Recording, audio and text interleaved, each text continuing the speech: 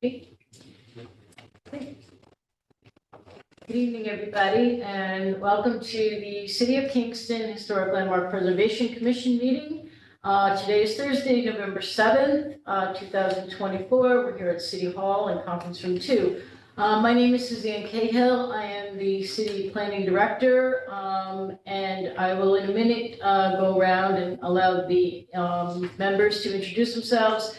But just a couple of announcements up front. If you do have a cell phone, I'm just going to ask you to please silence your cell phones so that they don't interfere with our meeting.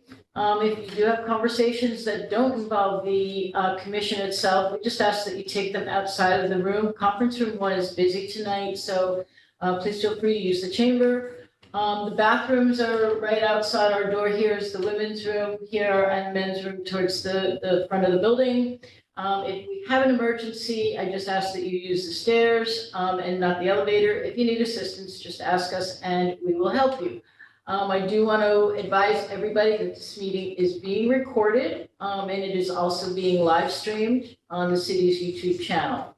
So with that, I'm going to start the meeting at 6:32 and I'm going to turn the meeting over to Chairman Mark Grunblatt. Good evening, all. I'm going to ask the commission members to introduce themselves. I'm Mark Grunblatt. I chair the commission. If you would go next, Andrea. I'm Andrea Putes. I'm the architect of the commission. I'm Eric Winchell. Robert Tyler, Commissioner. I'm Kevin McAvoy, Commissioner. Nettie Morano, Commissioner. And I'm Ethan Dickerman. I'm the Historic Preservation Administrator. Okay. So Eric is a new member tonight. His first meeting. I don't know, Eric, do you just want to kind of introduce yourself? Maybe just give a little bit of background. I mean, I know the members are sitting in front of them. Yeah, I'm a lifelong resident of Kingston. I'm a long-time board member of the Friends of Historic Kingston. I've been leading the restoration of the Frog Alley ruin for the last couple of years. I'm a trustee of the Kingston Academy. And very interested in, consider myself an amateur historic preservationist. I'm very interested in history. Thank you. And working with the commission. Welcome. Thank you. Okay. Great. First order of business is minutes of the last meeting. Has everyone had a chance to review them? Are there any changes or additions that any members would like to make? Hearing none, I'll entertain a motion that we adopt the minutes as presented. So moved, Robert. Thank you, Robert. Do I hear a second? Second, Nettie. Thank you, Nettie. Any further discussion? Hearing none, I'll call the roll. Andrea? Eric, you will be recusing because obviously you were not a member. Andrea, aye. Aye. I'll give your name. Robert, aye. Kevin McAvoy. Hi. Thank you. Nettie, aye. All right, and note the recusal of our newest member. I also vote in the affirmative. Next up is 85 Hone Street. I'm guessing you folks are here on that? Yeah. Let's see. Well, do you want Me to sit down there? well, whichever way you want to do this, you can do it from there. We can hear you. It's a small room. If you'd rather face us, Yeah. pick a spot. I could switch over. Okay.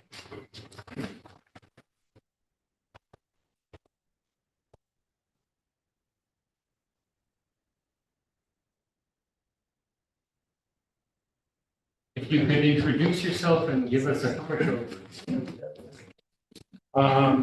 Yes. I'm Dan George. My wife, Erica Marks. We are 85 Home Street LLC. And this is 85 Home Street before I pick up the wire brush. It's a 1861 building. Uses a firehouse until 2016. Then I took it over from the city and I cleaned it out and did all the work on the interior. And so this is pretty much it. The area in question for this evening is the facade. The side, the back, and this other side. So it's the north, west, and south sides are not in question. This is the part in question here, which is the east side. So what I went ahead and did without running it by you first, unfortunately, was brush off the front of the building and repaint the paint on the woodwork, which is the same color that it was. That's the cornice work you're referring to up on top? The When you say woodwork? Yeah, the woodwork is the windows, the door, and the cornice, right? And the overhead door was white, and we did paint that same color as the rest of the woodwork, which, of course, that's metal. I see it as green and the rest is black. What do you mean same? No, it's all green. So you just mean the door next to it? Everything that's painted is green. So the door, the overhead door, the pedestrian door, the wood, the window trim. Right, And the cornice is also green, correct? correct. Oh, okay. I think it's just the shadowing that's hard to see. Yeah, thank you. Now it's, I can see the Horace's windows now. Is that green from a historic collection? Yes, it's CW 470 of the Williamsburg colors. Yes, you don't use the Colonial Williamsburg. Okay. Swatch that. Okay. The reason for brushing off the paint on the front was because of these issues here. It was painted, I think, in the 70s with latex paint. It's one or two layers. It's all integral. But water was getting behind it and freezing and popping as much as like some of the brick off there and the mortar around the joints. I think there's one other slide which was particularly, this is the color chip on top of of course, the fresh paint is going to be lighter because, you know, as it darkens toward a neutral axis, but over time. Okay. Now, the notes I have indicate sort of mechanical wire brushing. That's right. Okay. So that's a danger to brick of that age. The most recent case like this I can remember is what's now Old Savannah. Back then it was the steel house. They started sandblasting the inside, which we didn't have much of a problem with, but when they started sandblasting the outside, it was my first term, I think, as chair. And we declared and we made an emergency landmark designation, and it got held up for 90 days. We want to avoid that if we can. what they had to do was a chemical removal and then apply a sealant before they were not going to repaint. I don't know if you're planning to repaint or not. No, painting is the problem. Because that's where the water, brick should not be painted, especially open face brick like this. Yeah, and it also should not get dug into with either sandblasting or really abrasive use of I'm assuming it was kind of like a power tool. Just Yeah, it was going from the it was a circular motion. 4-inch mini grinder with a wire brush on it. Yeah, that has its own effect of creating long-term water damage that's very tough to fix. How is the water damage? It actually, the fire coating on the edge of the brick, you probably know a lot more about this than I do. You're doing fine. My recollection from the other case was that it created danger of actually having the brick crumble over time. The time frame was anything from 3 to 20 years.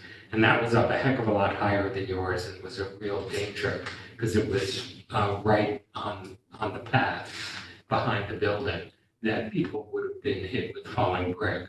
So luckily, we're not facing that danger, but the requirement there was chemical removal, sealant where the abrasive, where in that case, the sandblasting had occurred, and then leave it alone. That's kind of my hope here. You probably have a lot more detail that you can provide on how to best deal with brick of this age. That's generally what's advised is either using more natural fiber brushes to remove it in a more gentle method, raking out your mortar joints and having them redone with a softer mortar so it doesn't bust apart again. And certainly chemical removal is another method of removing paint from the facade. But then after that, you want to, instead of seal it, you want to put a water repellent on it. Okay. The sealant tends to darken the brick face, which makes it not unnatural looking. Right. So in effect, kind of pigmenting it, just not what you No, want to have we're happen. looking So, for it. but I would say more of my suggestion here would be to have a discussion with the mason who has experience with historic structures and get their plan of attack as to how best to assist here. Oh, I don't plan on doing any more work on it. Yeah, okay. Do we need to look at a water repellent? I guess that's where I would suggest actually having that discussion with a mason to have them assess. Brick of this age is generally more fragile than more modern brick. And Well, a actually- lot of the strength, but this is what I was told in the earlier case, was water infiltration, once it's been scored deeply enough or scratched deeply enough, it's easier with this than with more modern bricks. So our concern here is the long-term health of your building. Okay, if we could go back to the first slide, I have a point to make here. Okay, you see the area above the door? That used to be an archway that went from the small arch to the other small arch. So it was an arch which they ripped out in the 60s to get, or 70s maybe, to get a truck in there. Right, as opposed to the old horse-drawn wagon. Right. Yeah, and if we could go back to where the brushing had taken place. Next slide, I think. One more. Where's the, I think you The- see it this one. Yeah. yeah, there. Okay, you see that brick there? That's what it looks like after it's been brushed. That brick was actually a very cheap brick that they used. And that's the one that we waterproofed, that area above the door. So you're saying the water damage that you were experiencing is it above the overhead door in that darker red brick? Yeah, The that, first That's where two you were getting rows, the water. that's the soft brick. The rest of the brick is really hard brick. So that was the area of most concern to us. So that was brushed clean and sealed, waterproof. okay, I want to make sure we're talking about the same area. Looking at the overhead door, there's a couple of courses of brick up the side and what looks to be 6 or 7 above the door. That's right. Okay, and that's all separate newer brick.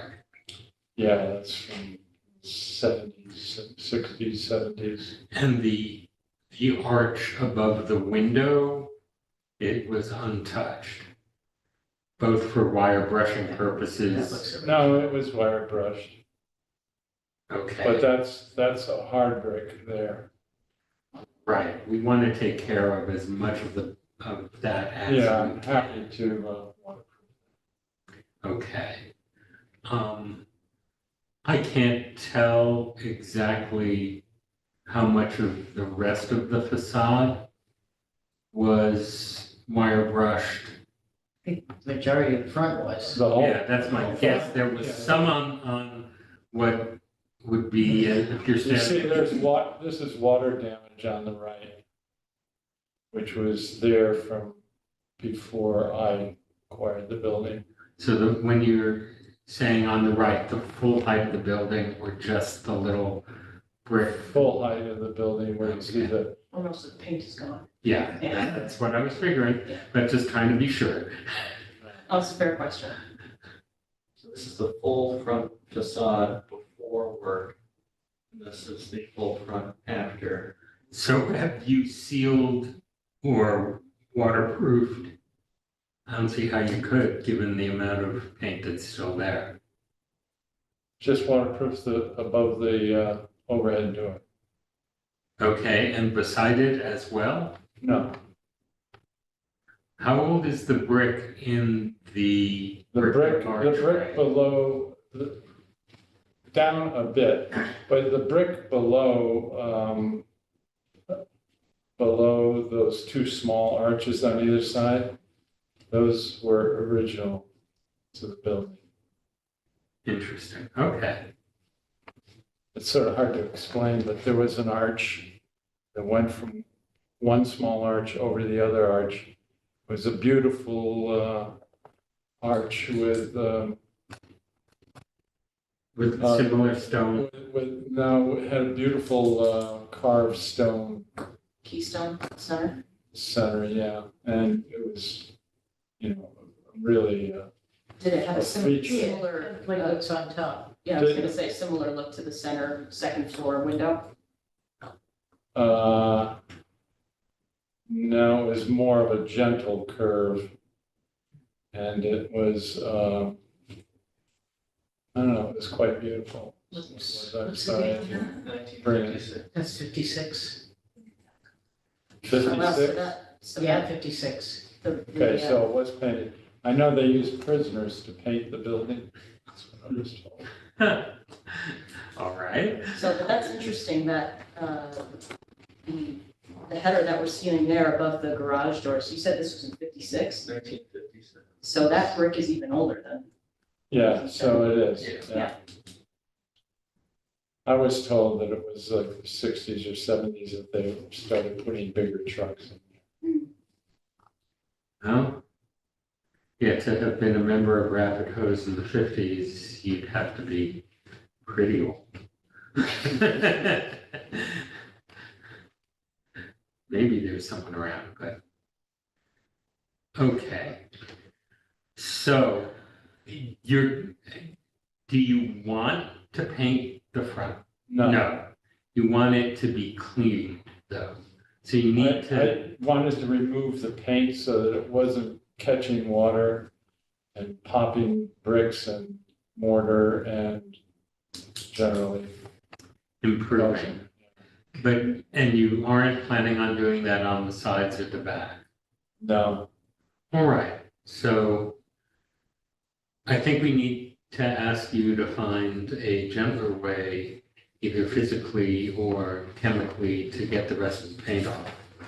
To I finish the don't job. want to get the rest of the paint off. I You think- want to leave it speckled? Well, just like it is. It's the integrity now of the brick, I feel pretty good about. We're worried. I would have a little concern leaving it in the condition it's in terms of long-term. Yeah, What would you recommend? Well, that's, again, I think I would advise talking to a mason who has some experience with historic buildings and It asking. was a mason who did the work on it. Does he have experience with historic buildings? No, Right, so that's what I'm suggesting is maybe talking to a mason who does have experience with them and seeing if it does more. I don't know if you can leave it in the state that it's in, whether you need to pull more paint off or repaint it as it is. I know you said you don't want to paint it, I hear that. well, I mean, it would destroy the brick to repaint it. Right, but to As you try know. and put water repellent on in its current state, it may cause more problems again over time. So at this point, you may I have. thought you said that you should put water repellent. Correct, but if you put water repellent on top of paint, on top of brick, you're I'm gonna not have. gonna do that. I don't have any intention of doing it. so you're just talking about what has been denuded in the area of the overhead door, Yes, as that, opposed to the rest of the front of the building? You don't want to touch the rest of the front of the building once it's already been touched? no, I'm confused. I got a stop work order and I said, well, that's it. Obviously I should have come here first, but I was blithely thinking that I was cleaning the building and repainting the woodwork. So I didn't know that I had to. So Do was it anything your to intent it. to remove all of the paint, though? That was your intent, No, right? no, It was no, not, no, it was just to no. remove the loose chips Loose chips, that's it. and leave it in that speckled kind of look. Yes. Just much better than what it was. Can we It click has a back more up? even kind of look to it. Well, a weathered look. I don't know, not seen that one before. Again, I'm worried that leaving hunks and chunks of paint might even be worse than clearing it entirely. I don't know. I would defer to someone who knows this better than I. Our concern is the long-term health of the building. And while you had, it sounds like, intentions to get rid of whatever was loose and chipped, I mean, we've gotta think in terms of decades here. And I don't know if for the long-term stability of the building, what's the best thing to do? I would tend to agree with our architect that we would need some guidance from Mason, who isn't going to reach for the wire brush on this. Well, there is going to be no more wire brushing. I know, but there already has been, there may already be damage, or you may Okay, already well- have weakened the brick, and I can't Okay, tell from your description what you want. I really can't. I want to leave it like it is. Then perhaps that's, Anyway, that may there be there slow, is. that may be slow destruction. I don't Okay, think you're taking can- it seriously on this, Mr. Can I George. just? And no, I need to make the point Okay, that we have had this problem before. I know what has been done in the past, and I am not entirely comfortable with a paint that has already caused problems because of water infiltration being left in a state that almost invites further water infiltration. From what I can see. Now, I'm not the expert here. I recognize that, But I am concerned that just leaving it may not be a good answer. It may be the worst of all possible worlds. Do you have a recommendation? It would- to can I historic just- stonemason? Just a second. Rick Alfondre is coming to go over the entire building. And I know the name. I've not ever asked him a question like this. If he's got a good answer or a person who can give us a good answer, I Preservation appreciate is part of his purview. So he can write up a recommendation on this. we would really appreciate that. Yeah, I think as part of what Rick also, I mean, I know Rick, he's very talented. I have a lot of respect for him. I think that as part of whatever he is looking at, he should evaluate what damage, what extent of damage may have already been done to some of the brick and the mortar on the building from the activity that did take place. Because I think that's another concern that, once you start taking off that outer layer of the brick, you open up more porous surfaces. And I think that's where a lot of moisture is invited in that you inherently didn't want to do, but just it happens. So I think what I'd recommend is tabling this and asking you to have Rick get hold of the planning staff here and submit a report, just giving us some recommendations on the best way to preserve the building long-term. Okay. Thank you kindly. So is Rick also looking at other elements of the structure, or is he just, are you just calling him to look All the interiors. at interior? Okay. Okay, I'm not sure we have much to say about the interior. That's No. not our purview. So if he does the outside first, he can just submit a separate report on that. Sure, happy to do that. Yeah, I think that would be the easiest for us and give us a sense of what's, but we'll save this for the next, let's see, 1880 was the structure? 1861, so next couple of centuries. Pointing into this picture? Well, I would suspect yes. I don't know how. Yeah. You can look at it, but it doesn't need it. Well, we'll let Rick tell us. There may be spots that do. It may need to just be, it may not need anything. I'd like to take your word for it. No, I mean, I'm There's got to be happy, places where pointing I'm is happy needed. to defer to the expert. I think that would be a kindness for us all.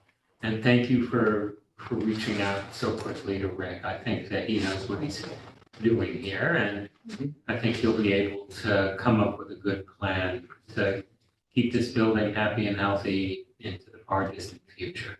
Great. So thank you kindly, and Thank we'll for get you your- back on the agenda as soon as we can after Rick supplies a report. That's great. Well, thank you for your time, and I'm Thank you. sorry that I didn't get here a little earlier. Well, but you got here. Yeah. And so we're happy to make sure that this stays a strong building for you and for the next folks who own. Thank you so much for your work here. Oh, I think that's Robert. Okay.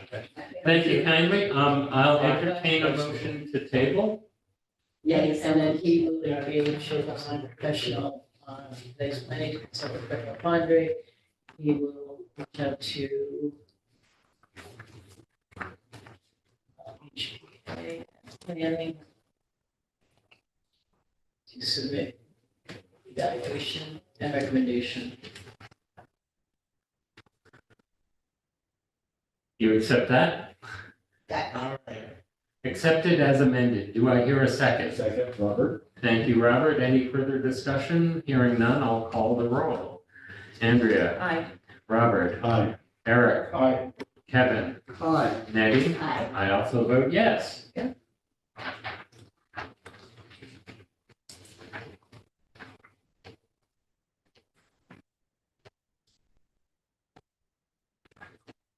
Okay. Next up.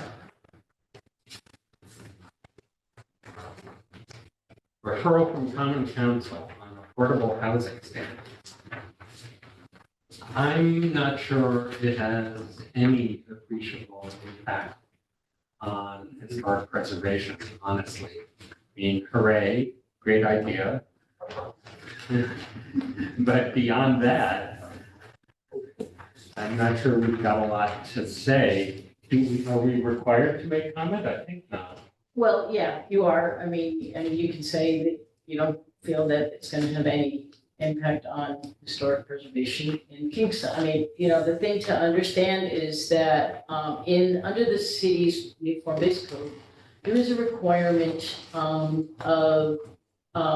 people that are renovating, restoring, adaptively reusing, building new construction. If there are more than 7 units within the building, then you're required to have a affordable component with your units. And as the number of units goes up, the the percentage of affordable units increases, and also the workforce housing percentage will increase. So affordable is currently defined as 80% of AMI, which is area median income. That's defined by HUD for a region. Workforce is 120% of the AMI.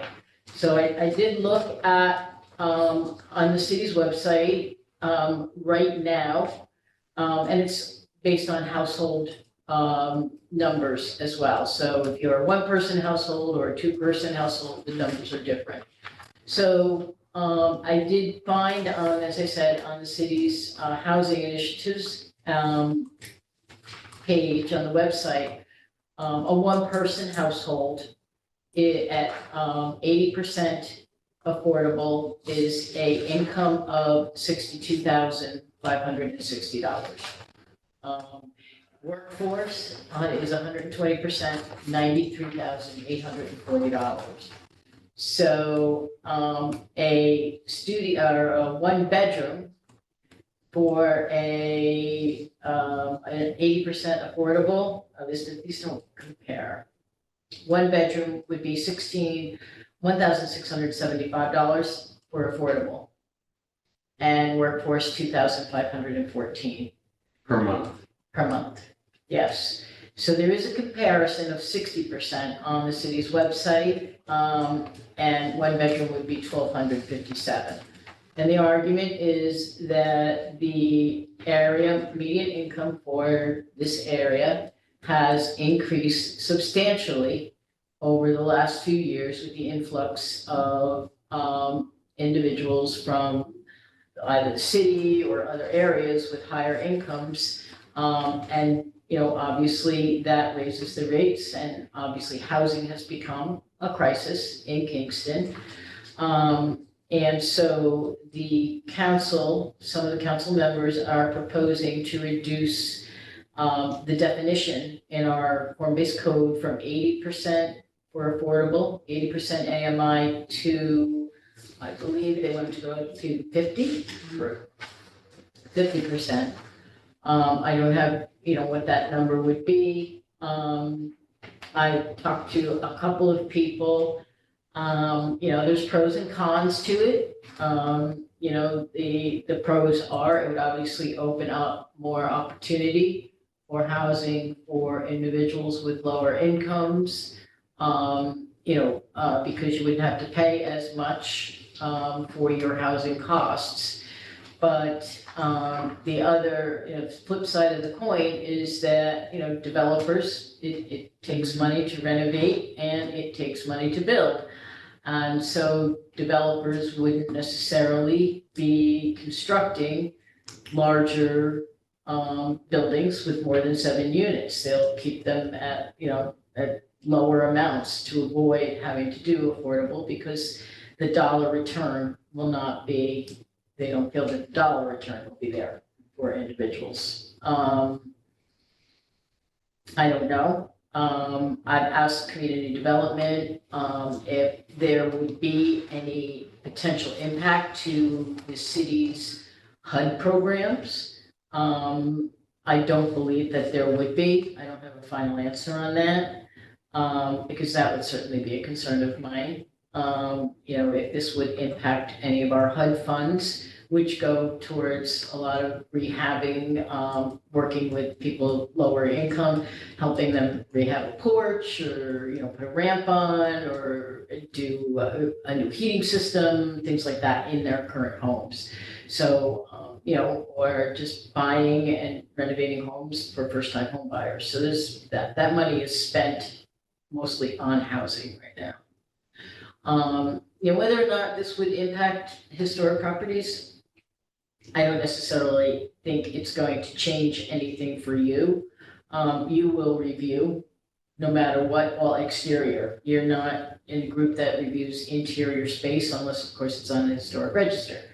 And there's very few of those in Kingston, and they're not residential in nature. So, you would still be reviewing any outward modifications, exterior alterations, new construction, whatever that does occur, in terms of, historic districts or on historic properties.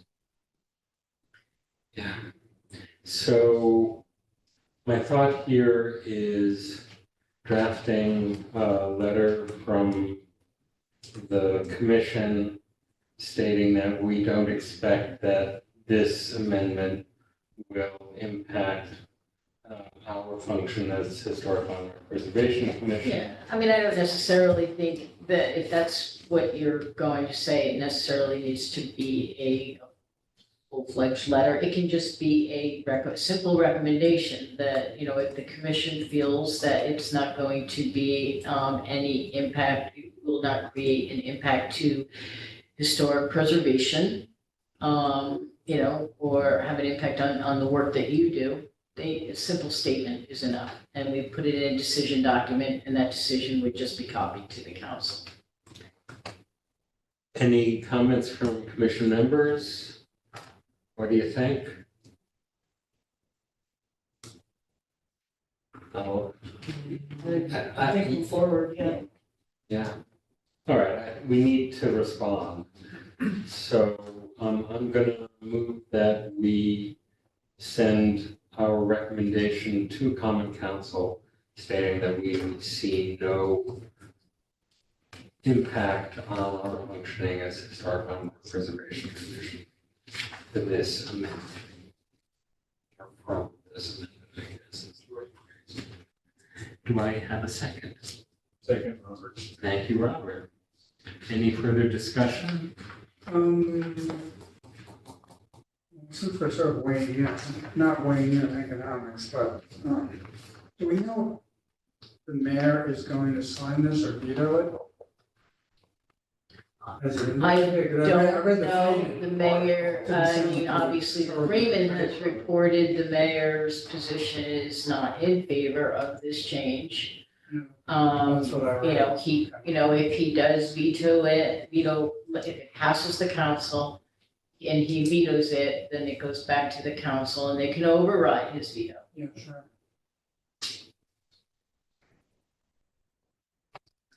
Any further? It is also being referred to the county planning board and the local planning board as well, who will most likely be making formal recommendations in both cases.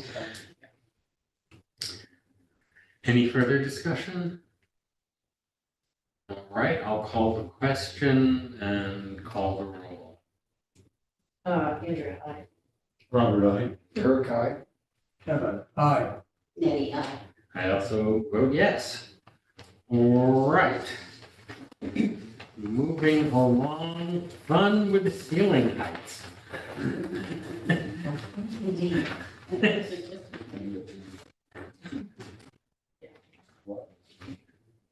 And this is actually something that impacts us.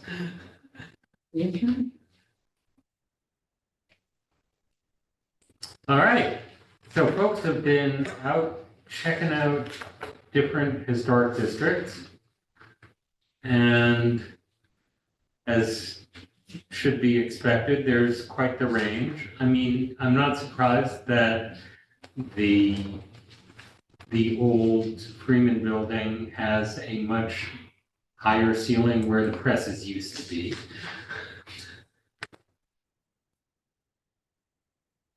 That we wouldn't want to touch. Across the street is higher than I would have guessed. But, and stepping down the hill, there's likely to be some interesting variation. Yeah, so Nettie and Andrea and I, in two separate instances, walked the Stockade, Fair Street, and then also Rondout and Wilbur. And in the Stockade and Fair, we noticed, the presence of these anchor buildings on corners that typically had these higher first floor elevations. And then as we work towards the interior of blocks, we would, I think, generally observe a gradual decrease to a lower first floor elevation. Fair Street was a little bit of a mixture. Sometimes mid-block we'd see something a little higher, sometimes not. Somebody snuck something in the 50s. Yeah. And then Andrea and I down in Wilbur and Rondout saw, Shorter. yeah, much shorter, seemingly very consistent with, working class neighborhoods, in industry centers. Somewhere in the 10-foot floor to floor range, give or take. Much grander up. Yeah, for sure. Especially the corner buildings, which are so much bigger, and so it makes sense. Yeah. Yeah. Yeah, specifically down in Wilbur, we were talking about, I think the Grandis building, which was at the north end of the triangle, it didn't even come close to some of what we would be seeing up in the Stockade. Yeah, And so, I mean, it seemed like a contextual approach, which was initially discussed, maybe an appropriate pathway forward. But when we had sent out the staff notes, you had come back with some thoughts. yeah, simply that, just a little bit of the wording on, let me find that spot. 1 second. I think it's on, it's on the second to last page. Pursuant to section 405.26.L, HLPC, and section 405.26JLC, little LC of the form-based zoning code, the Historic Landmarks Preservation Commission shall review the demolition and construction permits within historic districts and individually designated historic sites. The HLP sheet, this sentence in particular is where I had wanted to address. The HLPC shall determine appropriate first floor elevation requirements consistent within the neighborhood's existing first floor elevations, but shall not be less than 8 feet or greater than 16 feet in height. What I would encourage discussion on more so is specifying the low end of that and not necessarily designating it needs to be 8 foot. In that, after reviewing building code and residential code, they have 2 different floor or ceiling height requirements for habitable space.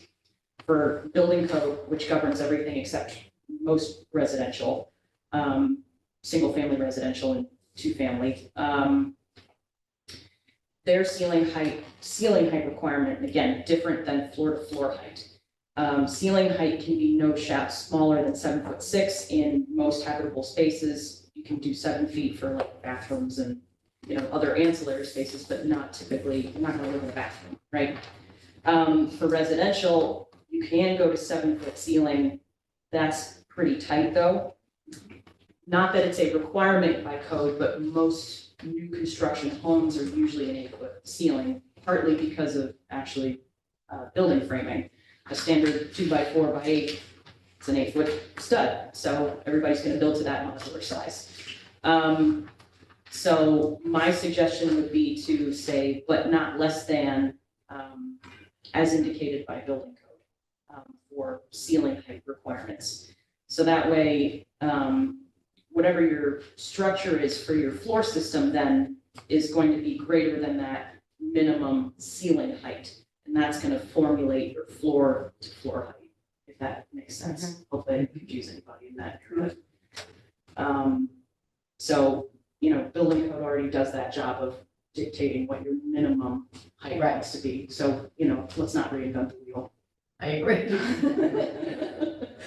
But yeah, as far as the higher end. Yeah, I don't, I mean, I understand putting it into the HLPC section. I just, my fear is that it's then separated out. See, I don't know that it belongs in this section of the code, Okay. and that can be flushed out, but just so, you understand, this, is a citywide issue. And so obviously it's being the task force is not the common council. It's a separate group of individuals that are tasked with looking at issues that have come up with the implementation of the new form-based zoning code since its adoption in August of '23. And there's a multitude of things that, we've discovered just aren't working, and that was to be expected, which was the intent of this group. And this first floor height thing is something that's come up in multiple cases, and the planning board, or my office is seeing waiver requests frequently. And when we start to see waiver requests, that's when the red flags go up, hey. Is that from new builds that we're talking about, or from people wanting to create New construction. New construction or renovations, yep. Like an addition. So, it's become an issue, and obviously, the group in reviewing it and looking at, the different areas of the code said, well, some of these areas are historic districts and they should be treated differently. And that's why it got referred here, because they feel that it's really critical that you guys look at it. I think the contextual approach for historic districts is important, but I also think that if there is an opportunity for new construction and it's a corner lot, I really think, I don't know that contextual is the right way to go, in my head. Because I think corner buildings in historic districts are significant, they're anchor structures, and they have a certain provenance. And I think that, that should be, exemplified. So if you looked at it and said contextual, well, the buildings on either side of it might only have, 12-foot ceilings, but maybe a higher 14-foot ceiling first floor height would be appropriate for a corner lot in a historic district. I mean, that's just, so it's difficult, it really is. But I think corner buildings serve a real strong function in any business district, quite frankly. But I think in historic districts especially, there's an opportunity there to really. So instead of saying contextual period, why don't we say contextual mid-block? or case by case? Yeah. It creates not that this is gonna come up that often, because there's not a ton of blank city lots that are in No, the historic right, districts, but yeah, we wouldn't see a mass volume of those applications coming to us But all if of a it's, sudden. case, we'll review it Yeah, within that area. Yeah. Yeah. But I could also see the case of maybe saying a mid-block contextual, but anchors, corner lots, they would need to maintain the zone which they're in, the transit zone. Of the underlying zone. Right. I think that would work. Would that work in Woburn? That's a good question. That might be really tall. Yeah. Yeah, especially the one structure that we saw where that one wall was ready to fall apart. What's the underlying transect in Wilbur? Let me see if I can pull that up. I want to say that was a T5. No, it can't be T5. T4? T4. You would know better than I. I haven't done Yeah. work in Billboard in a long time. So. Yeah. As All right, so T4NO is currently a 16-foot high first floor, but it's being discussed as 12-foot. That would make more sense.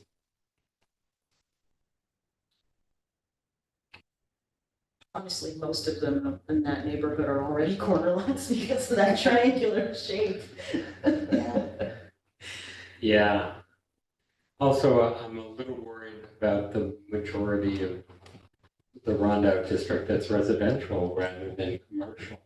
I mean, there are plenty of corner lots that are purely residential throughout that district. Is there a way to say contextual within the district itself and not solely just, the immediately adjacent structure? Can we find a spot where you were thinking of? All right, the corner of Wirtz and Spring. Works and what? Spring Street. Oh, the vacant lot at the top of the hill. That lovely space. Yeah. Right Yeah. there. Beautiful. Right, so there's, And see, I think that is a very significant corner, and I mean, I don't know, I mean, there, I could see a higher first floor. Is that catty corner to it across the diagonal? Like at 39, if you see 39, is that That's the church, Yeah. yes. So it could stand up to the height of having a Yeah, taller yeah. structure. That feels contextual. And those from that Yeah. street is got all kinds of Okay. churches on it. Yeah, or go down West Pierpont where it crosses home, where it crosses Wirtz, where it crosses. Those are all smaller structures, purely residential.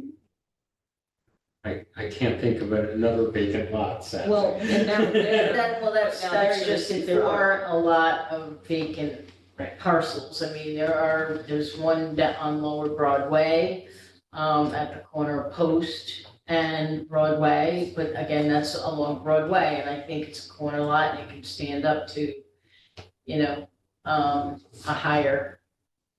well, and the T5, again, that's going down, unless it's the main street. T5 in general is going down to 14 and 12. T5 neighborhood is 12. T5 flex is Well, this, 14. no, down Broadway is T5MS. Oh, excuse me. I'm Yeah. looking at the light purple. not So the it's dark. currently 16, it's being Yeah, so that's proposed main, at 16. 16, but the interior lots are, which would be the mid-block, Right, 12. right. So. Yeah, I think for maybe other districts other than T5 Main Street then, maybe we deal with it more as like mid-block contextual for HLPC purposes. Mhm. Does that make sense?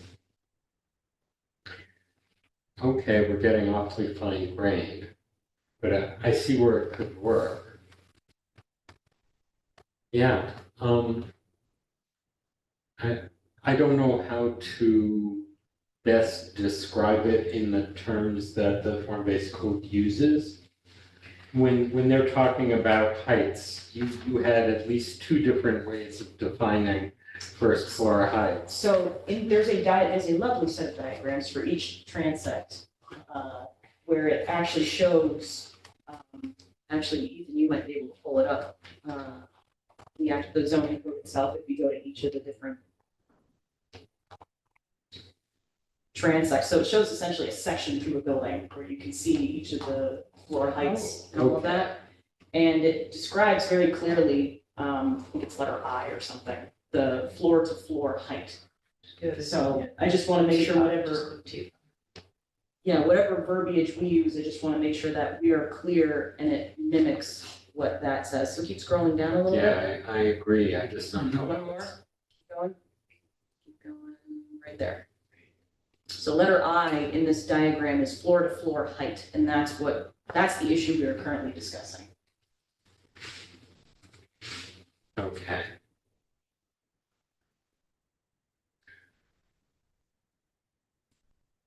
So that's why with the sentence that I read in particular with saying not less than 8 feet, which 8 feet are we talking about? You can't do 8 foot floor to floor. It will be permissible by code. So are we talking 8 foot ceiling height then? That's why I want to make sure we're clear. staying. Right, and I want to make sure that we remain consistent with however the new code defines stuff as best we can. So this may be a problem for Matt to come up with a draft that tracks this. I mean, most people, when they're thinking ceiling height, is I'm standing on the floor, there's the ceiling. Right.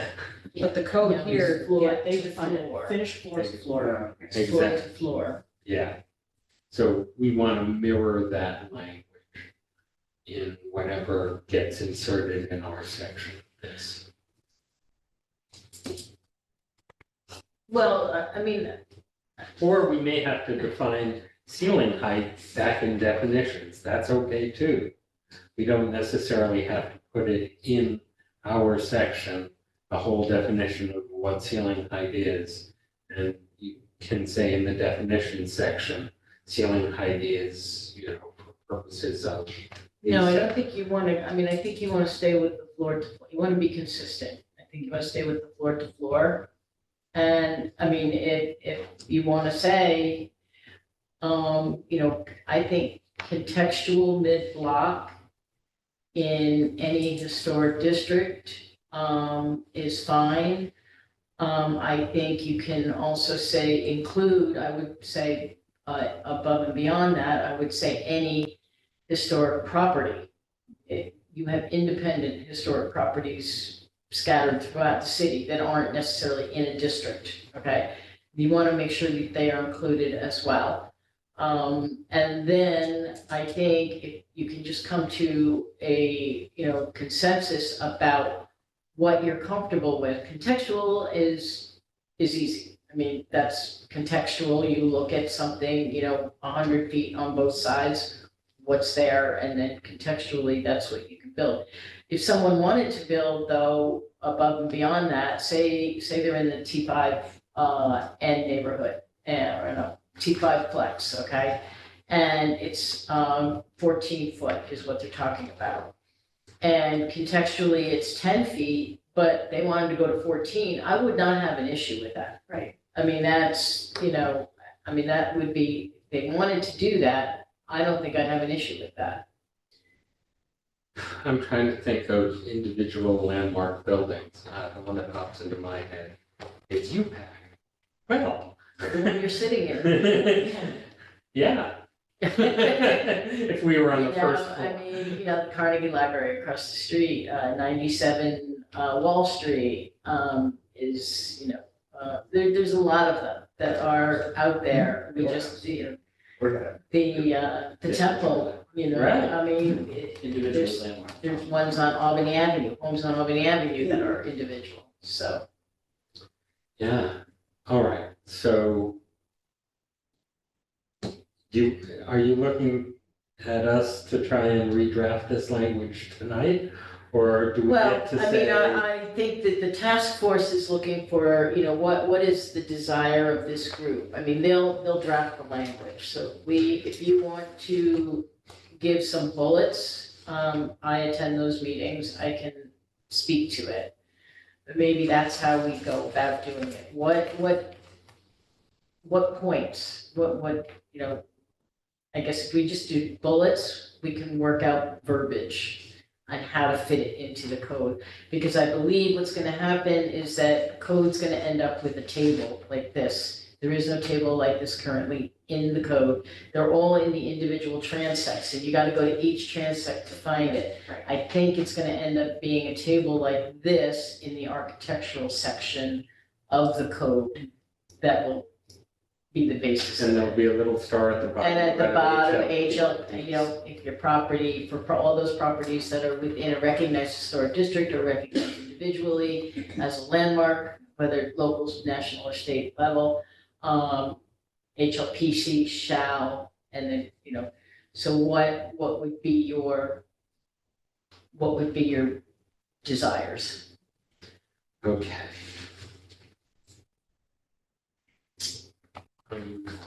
One would be within blocks. So we call it's mid-block is the language, so mid-block.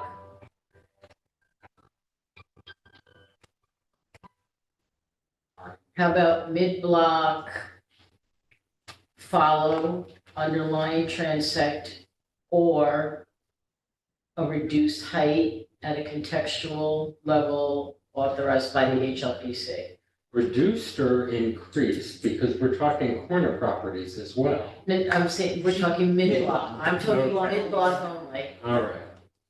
So mid-block would follow the underlying transect, or they can request a reduction with a review of the HLPC with a contextual basis. Can it be an increase too, if it's contextual? I mean, is it both? That's a minimum. What's in the code is a minimum, so above that, yeah, would be, Gotcha. Permissible without us saying it. right. All right. So say it one more time, sorry. Okay, so mid-block. Yep. Would follow the underlying transect. Mhm. Or if a reduced height is desired, they would have to go to the HLPC, at which they would at which point they would review it with on a contextual basis. Okay. Something like, It's a little clumsy, but I think it gets the idea across. That's just a bullet points. Right, we're not writing this. I recall, so not in historic districts, I recall for frontages of buildings, if you, I can't remember what language it is, I remember looking at this for different projects. But if you're looking at buildings from the top down, we're talking about like front yard setbacks, there's that contextual setback language too. Right, in the build to zone. Right, I Yeah. wonder if we could use something similar to that for height language, right? Kind of recycle that, but in a height as opposed to frontage way, if that makes sense. Okay, And then it's consistent. Right. That it's sort of build to zone, but for height Right. instead of, Right, instead of yeah. frontage. The language is consistent. Right, yeah, Across the board. how about that consistent language? okay. I think in those cases, they give ranges though. It might be, I can't remember what zone I was I mean, looking at that's, specifically. well, for- I think, It's in yeah. T4 is the one I was looking at. You're right, Projects I was looking at, but, there's something similar there where you can either pick I don't know if it's an average of, or if you can, it's one of your neighbors essentially, mid-block. yeah, it's how, right, The mid-block buildings. you look 100, you have to look 100 feet in both direction, and then the average would be the contextual. With, yeah, and also Right. meeting whatever minimum is required. Yeah, I mean, and I don't, I'm not sure how to phrase that exactly. Yeah, I'm yeah, wondering if without there's a way getting- to yeah. use that. I'd have to think It's sort about of that the one. I understand what you're saying, but I think, okay, so, but if you were to apply that, I'm just being devil's advocate Yeah. here, and you had, and you were saying a formula like that, coming up with a formula, and on this side you had 8 foot, and on this side you had 12 foot. Mhm. If you wanted, then under that formula, the average of the 8 and 12 would be 10 foot, which would mean that you had to be 10 feet. Mhm. And I wouldn't want to Restrict someone. restrict it that way, not for height. I think, I understand the setback thing. So instead of Do an it that average, way.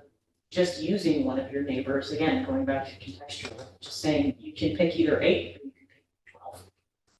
Or within that range, I guess. Yeah, I mean, Within the range of within the your range, neighbors. yeah, within the range of it, and I think, in my opinion, makes my head, that's what contextual is. Yes, no, I Yeah. agree, I totally agree, so, Right, and I would allow folks to look across the street too. Yeah.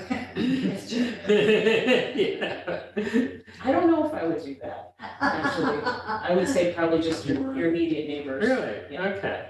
Yeah, I think of Lower Broadway, Because if they look at the new buildings on the one side and the old buildings on the other side.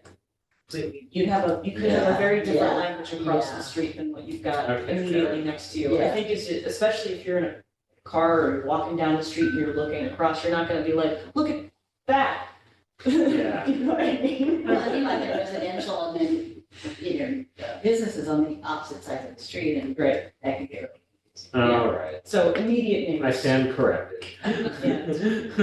Contextual to your immediate neighbors, mid-block. Okay, so Keep that consistency.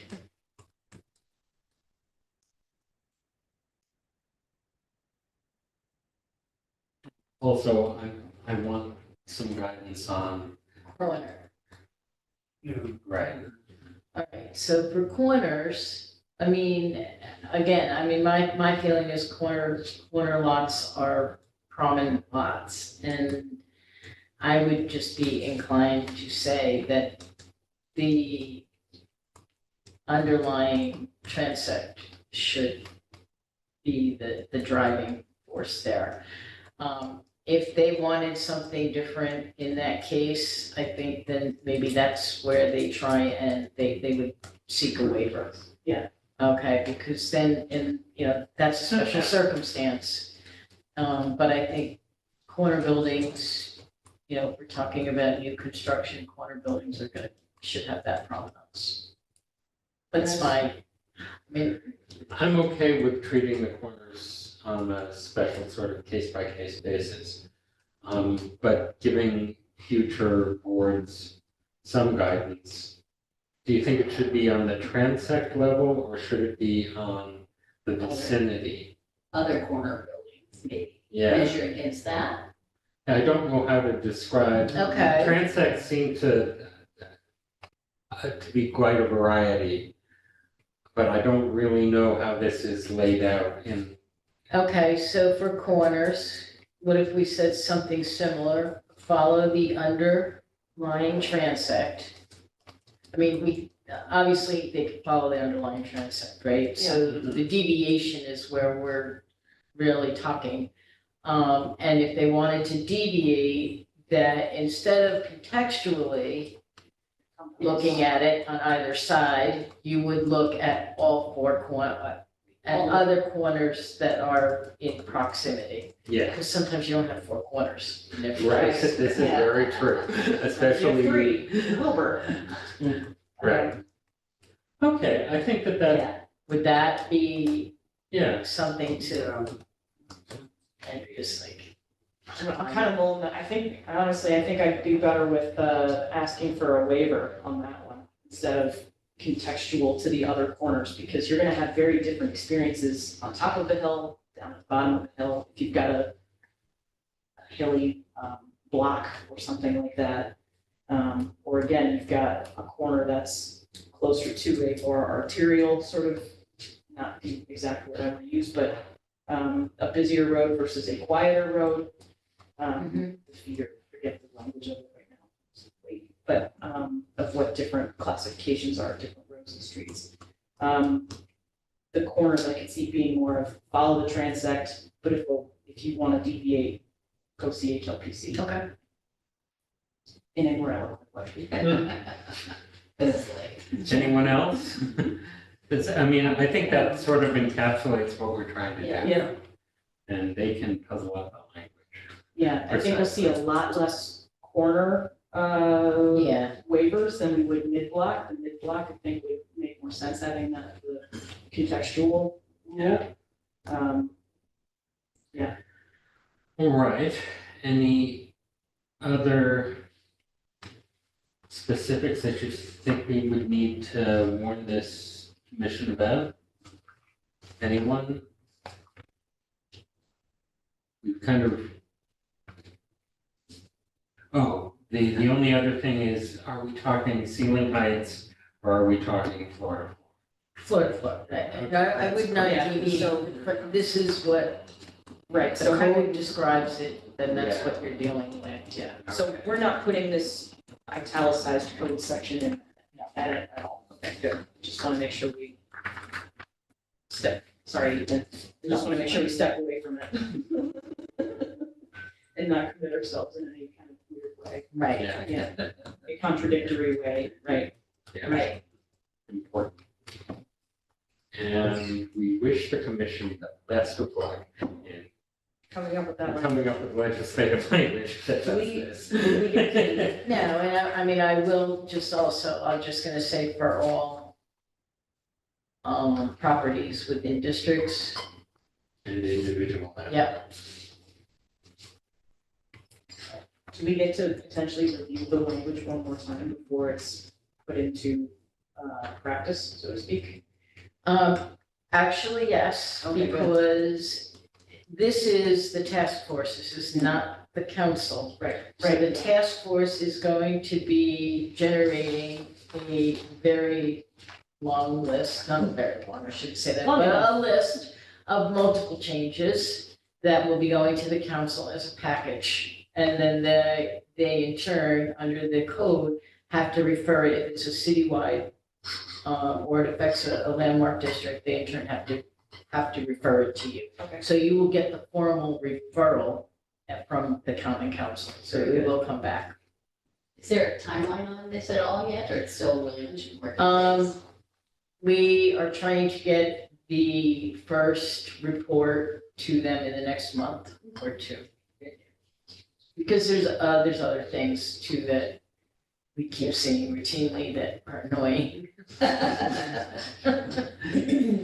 It's just like it works, yeah. Any other new business that anyone needs to bring up? And if that's our last bit of business, I don't know, Do like, we- I guess, do you want to, you don't need to make a motion, but I do want you to sign the report, okay. because that's what I will bring to the task force. Go.